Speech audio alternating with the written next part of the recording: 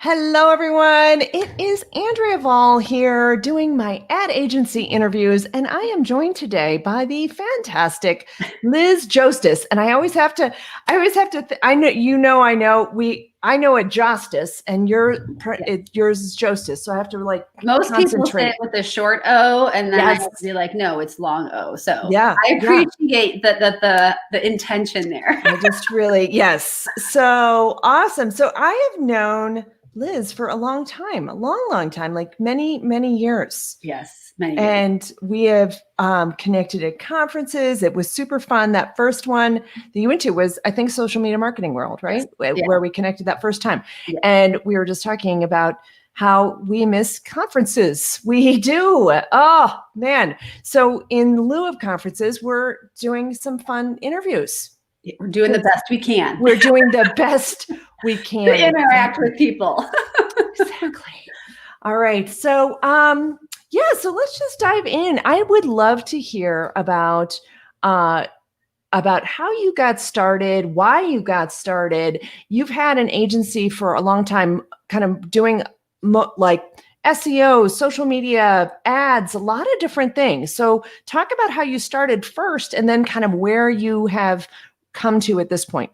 So coming up on 10 years, which is kind of weird. I've been thinking about that lately because that's like one of those monumental small business, marks just to cross. So as you said, I like a lot of variety. So do a mix of different online marketing type of things. The reason that the whole business started is actually kind of a fun and very random one. Never had any intention of being an entrepreneur. I do have a marketing degree and I worked in corporate marketing for years. And then as we moved around the country for my husband's job, I got into blogging and understanding how to use WordPress, teaching myself SEO, teaching myself about Facebook business page, best practices, and Twitter, and all those kinds of things. And as I was learning about it, and there's so many, almost everything that you can, that's a offline business thing. There's an online version, an online parallel to all that. So a couple of small business owners who I knew personally started coming and asking me questions. And one of them just said one day, "Hey, have you ever thought about charging for this?" And that's literally how everything started. Wow. Because when you have an online business and you're selling services, so you don't have the overhead of products or anything like that, there's a pretty minimal startup cost. So it was kind of like, hey, I'm doing all this stuff anyways. I might as well just try to do this for myself in terms of, teaching people and blogging and all that stuff. And so it just kind of grew from there. So that's my story. That's awesome that they asked you to charge for it. Yeah. Can I just give you some money? Sure. Yeah. Okay, let's do this. Why not? Right. All right. Sure. That's awesome. I love that. And, that is one of the things I love about this business is that you can literally start up, like a lot of times there's, investment, or there's, you've got to create a whole thing, or you've got to make sure that you have enough money to continue for it. But this, you can really start up on a total shoestring. Right. Yeah. Did like a little bit LLC, get your business stuff set, a couple local business license. I mean, for just a matter of, I think when we did the LLC, it was maybe like $500, and then you get your county and city business. It's really minimal to go ahead and get started. So yeah, that's awesome. So you started out, so now you do, you like variety, you do a lot of things. What are your favorite types of clients to work with? Well, I work completely with small business owners. Mm-hmm. So, there's different, depending on your clients, there's challenges to working with every kind of client. I also don't, because I'm kind of one of those people who I'm anti-niche, like a lot of people. I know. And you know that, Andrea. You know that about me. That was one of my questions is what's your niche? And I'm like, well, I can't ask Liz that. Yeah, no, you can't ask me that. Right. Besides saying small business owners, there's no niche by service and there's no niche by industry. So, but again, it's just, everybody has to do what interests them and how your brain works. I know a lot of people want to be very focused, and I'm like, I want to do all the things because it keeps life interesting. So, and I don't even remember what your question was. It was a favorite type of client. So, because favorite type of client. Okay. Yeah.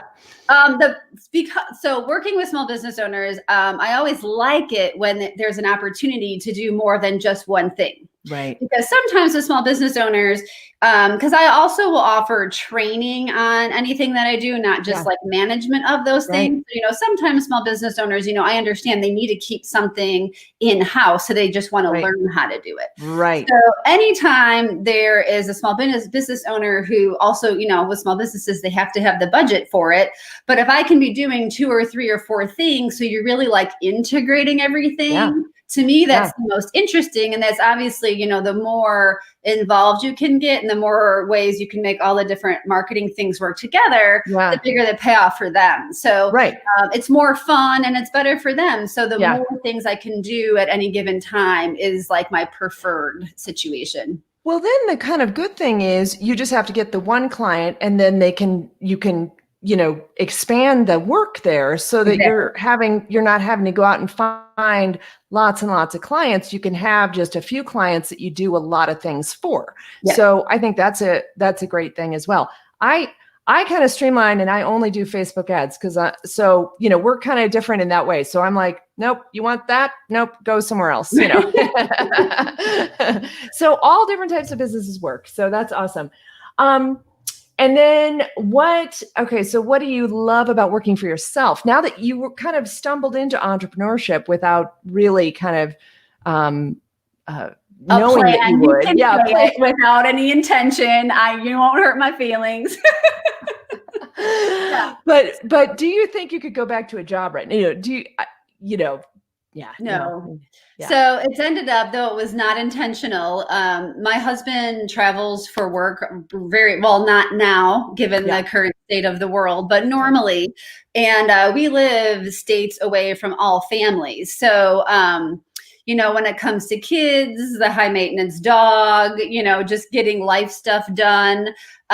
Working for myself means just the ultimate flexibility as to what time of day I'm doing things. And I completely respect and understand some people need those specific office hours, which I get. But for me, you know, if I have to drive the kids to a doctor's appointment, like the orthodontist or band practice, or the dog has to go to the vet, or I just want to take a lunch with friends, you know, I can make up for that time later while I'm sitting, you know, waiting for a practice pickup or even in the evening. So, you know, also just doing any kind of business that's very online based kind of allows for a lot more flexibility. So for me and our family lifestyle, that ultimate flexibility is really a big part of it. Yeah, that's awesome. I love that too. That's one of my favorite parts too. So, so what is something that you are most proud of? I know it's great to be, you know, for sure, staying home with the kids is an amazing thing to be a part of their life. What is something you're proud of in your business? And maybe it's coming up to that 10-year mark. I don't know. Yeah, I mean, that is kind of surreal because also it doesn't really feel like I've been doing this for 10 years. So I guess maybe sometimes it does because it's exhausting, you know, in the online world, things change so often, you know, that's something that a lot of other industries don't really have to combat like how we do.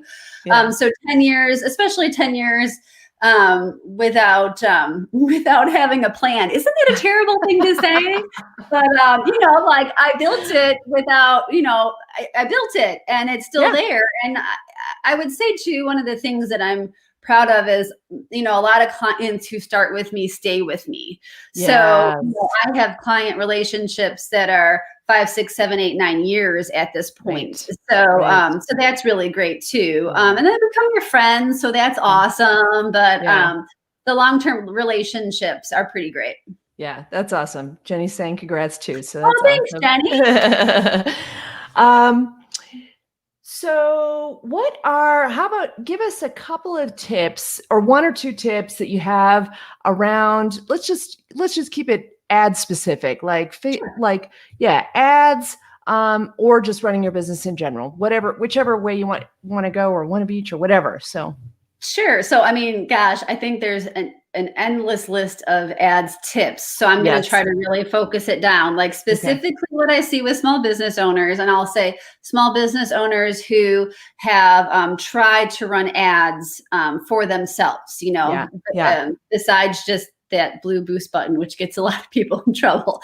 But the first thing I would say is really understanding that there are different ad objectives, or I believe, I don't know, with the constant layout changes that Facebook does, maybe they still call it marketing objective. I'm not sure, but there's so many kinds of ads. Yes. And if you pick the wrong one, it's going to pretty dramatically impact the outcome of the ad. So really getting your head around like the what and why of those marketing objectives would be one tip.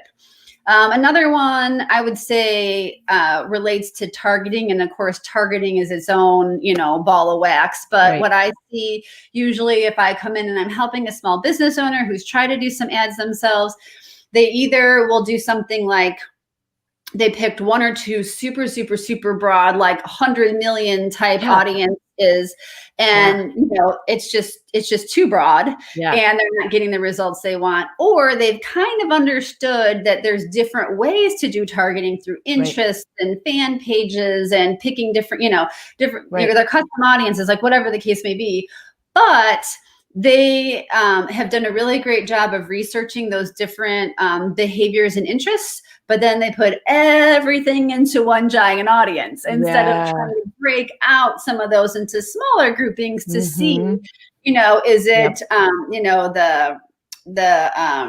like the people who are really known in that space that are doing the best for you? Or is it like the media sources that are doing the best for you? Are they the Facebook fan pages that are doing the best for you? So that would be the other thing, is that, if you have really giant audiences, whether they're super general or you did some really good research, but you lumped them all together, that's really going to impact, again, how well your ad goes. Yeah. And that's the thing I like about, it's almost like too easy sometimes to come in and help these people because they've done a bad job of putting their ads together. And you come in and you just make these different tests and you split test some different things and you're able to show some really immediate results. Absolutely. And it's awesome. I love that. So that is great. That is great. And Michelle is saying, actually being able to work without a plan is a plus right now. So just trying to throw me a bone. Right, Michelle. Right. And whoever had a plan in February, that was a waste of time. Right. And I have to find out who said this, because I know that sometimes it doesn't always show on our thing here. But the ad objectives, sometimes people just do not understand that. I'm not sure who said that, but we'll find out later. Thank you, anonymous Facebook user. Yes, thanks. So you have been part of, you've been part of Social Media Manager School for a long time. You've also been part of my ads group for a long time, my advertising secrets course for a long time. I would love to hear what you think is one of the big benefits of being part of that group and part of that course. Well, I can just give those benefits all day long too. But so I think, Facebook ads is more than simply like understanding the interface and moving from step one to the last step to then go ahead and place your ad. So in order to really understand Facebook ads and do a good job with it, you really need to deep dive into each part of that. So that's something that the course does a great job of, because it's very comprehensive in terms of touching on all those different like little side notes and details that you need to know to really do a good job with your ads. But also it breaks them into like consumable chunks, so you can just focus on this part, or just read about that part, or just listen to this part, because it's too big of a topic to try to take all in at once. So the fact that it's broken up into, digestible sections is really helpful. Obviously, you are right there answering questions all the time. And one thing that if anyone is like thinking about it, a lot of times when you're trying to learn something brand new, and you're going into an existing group that has hundreds of people in it, it can feel a little intimidating. But I have to tell you, Andrea is so wonderful. Like there's no such thing as a stupid question. No. So it doesn't matter, even though you're in a group with people who have been running ads for 7 or 8 or 9 or 10 years. Yeah. When you could be someone who just now is like, okay, hey, I just placed my very first ad. I mean, everyone is nice and understanding, and really, there's no such thing as a dumb question. So, and I've been in her groups for years, and it's always been like that. There's always new people, and eventually, if you are new, you're going to become one of those like seasoned veterans before you know it, and then you're going to be helping out the next group of new people. So, that's what I love, is that the group like definitely lifts each other up, and I appreciate you're always in there giving your like perspective as well, and I just love much shorter answers than Greg. I saw Greg's video the other day. Love you, Greg. Greg, I snorted out loud when he was like, anyone who knows me knows that I write these epic. I'm like, yes, Greg. Yes.